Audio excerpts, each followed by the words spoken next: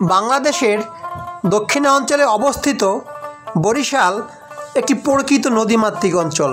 শত শত নদী, খাল ও উপনদীর জালের মতো বিস্তৃত এই অঞ্চলের ভৌগোলিক পরিচয় গঠিত হয়েছে মূলত জলপথকে কেন্দ্র করে।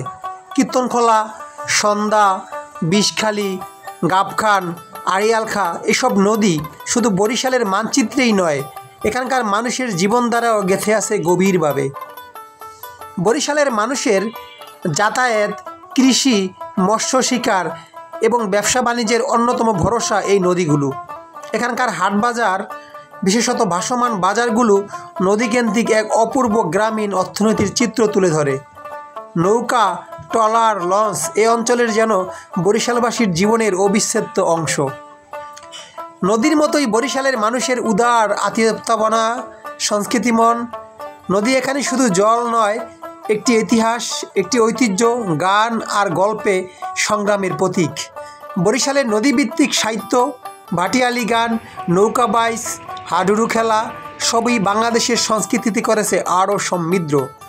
তবে নদী ভাঙন, জলোচ্ছ্বাস, জলবায়ু পরিবর্তনের প্রভাবে বরিশালের নদীর পাড়ের জীবনের হুমকির মুখে ফেলেছে প্রতিনিয়ত। তাই নদীকে ভালোবেসে থাকলে রক্ষা করার এখনই সময়ের দাবি। বরিশাল মানেই নদী, আর নদী মানেই জীবন।